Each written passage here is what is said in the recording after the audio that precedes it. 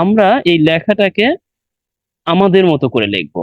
মানে এই লেখাটা যেভাবে আছে আমরা একটু সহজভাবে আমাদের মতো করে লিখবো।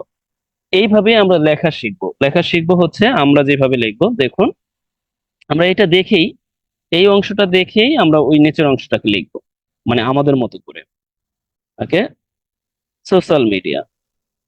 Social media is a digital platform. Platform, আমরা এখানে হোয়ার দিতে পারি, যে যেখানে, ওয়ার দিতে পারি যে যেখানে উই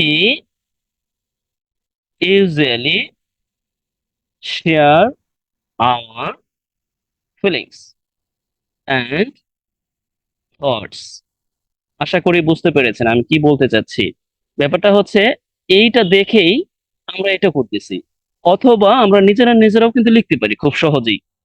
মানে আমি জাস্ট বলে যাচ্ছি, মুখ দিয়ে বলে যাচ্ছি আর লিখে যাচ্ছি, মানে কিছুই আপনাকে ভাবতে হবে না। জাস্ট আপনি যখন একবার সেন্টেন্স মেকিং শিখে যাবেন, খুব সহজে লিখতে পারবেন।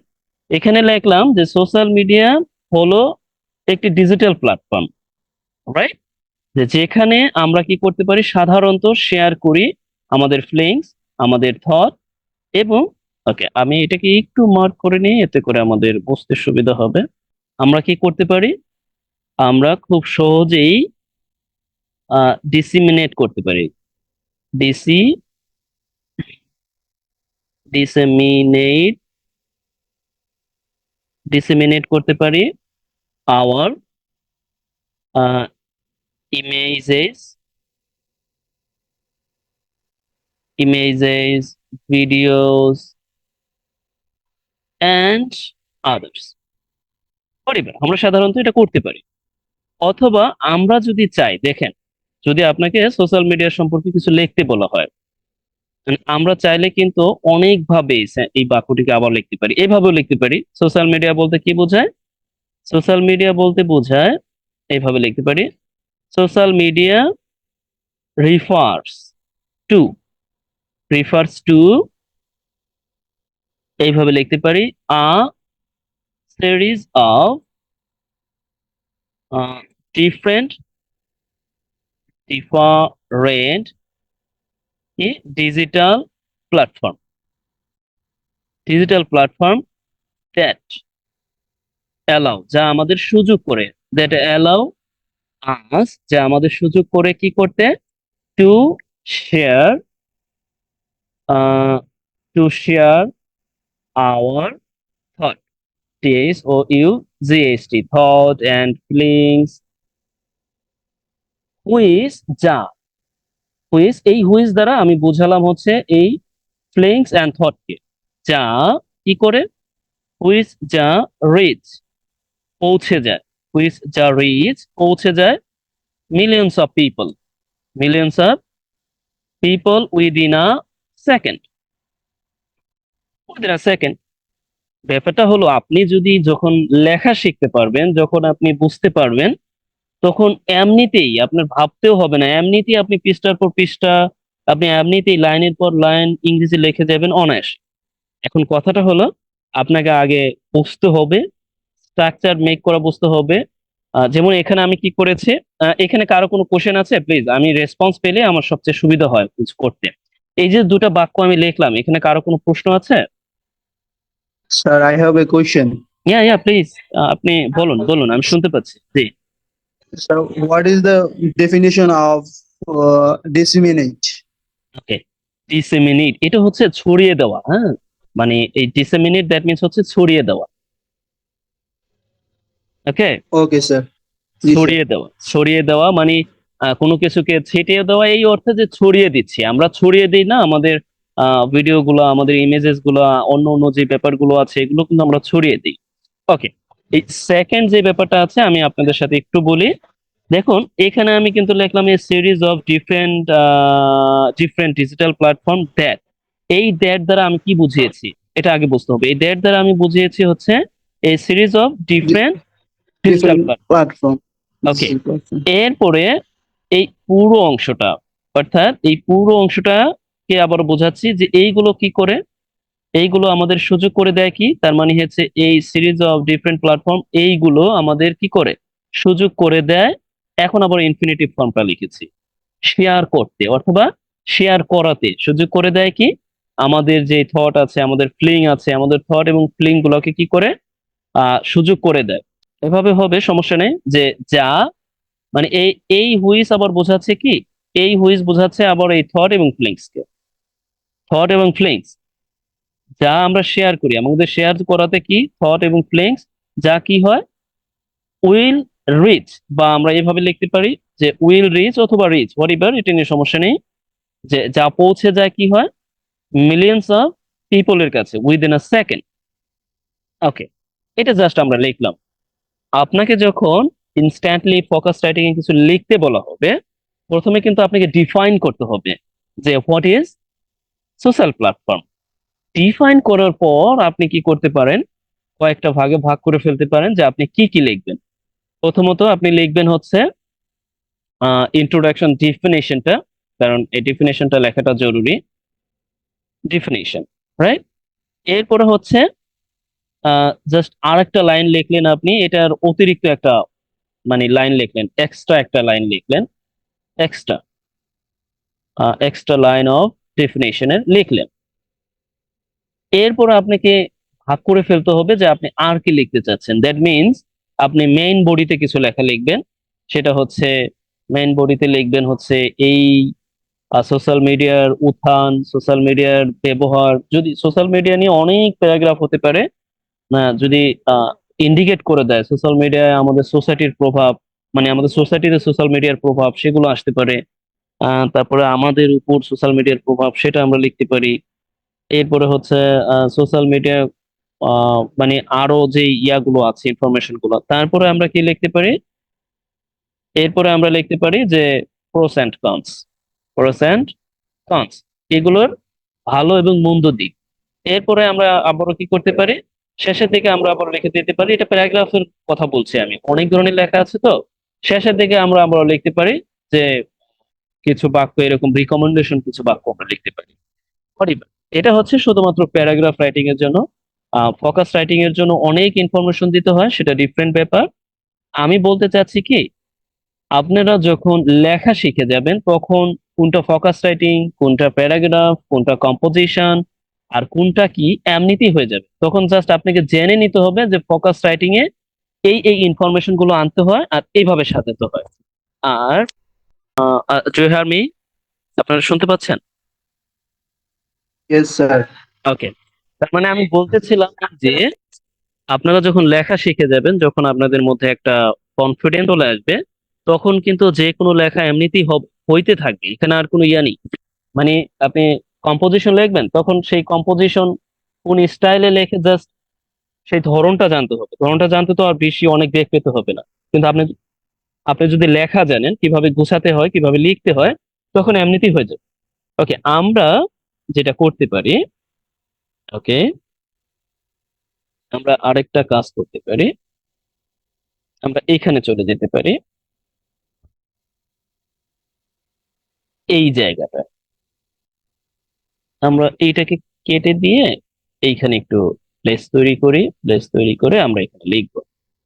ওকে, এখানে আমি বলেছিলাম যে সোশ্যাল মিডিয়ার ইম্প্যাক্ট, বিশেষ করে নেগেটিভ এবং positive impact, right. Ah Shahin, ah, তিনি আপনি কিছু ইন্ডিকেট করেছেন যে sharing our opinions and thoughts with others, এটা হচ্ছে একটা ইম্প্যাক্ট, যে আমরা সহজেই কি করতে পারি, আমাদের যে ইয়াগুলো আছে আমরা শেয়ার করতে পারি, রাইট। ওকে, এরপরে হচ্ছে learning many things using social media. এর একটা উদাহরণ স্বরূপ আমরা কি লিখতে পারি আবারও, যেমন আমি এখানে সেন্টেন্সটা পুরো বাক্যটা লিখে ফেলি যে উই উই আর লার্নিং, আমরা শিখতেছি মেনি থিংস। আমরা এখানে মেনি থিংস এর পরিবর্তে এইভাবে দিতে পারি যে এডুকেশনাল, এডুকেশনাল যে ইয়াগুলো আছে, টিউটোরিয়ালস গুলো আছে, টিউটোরিয়ালস ইউজিং সোশ্যাল মিডিয়া, আমরা এইভাবে এখানে এটা লিখতে পারি যে ইনক্লুডিং, রাইট? যে অনেক এডুকেশনাল টিউটোরিয়ালস আছে, including Bangla tutorial, right? Bangla, তারপরে ইংলিশ, এরপরে হচ্ছে যত যা আছে, ইকোনমিক্স অ্যান্ড হিস্টোরি, স্টোরি, এরপরে আছে আমরা জানি যে আমাদের আরো যা যা আছে, math, mathematical terms, math and other subject related videos for tutorial. তার মানে এইগুলো আমরা কি শিখতে পারি, রাইট? এখান থেকে আমরা শিখতে পারি। ওকে, এরপরে হচ্ছে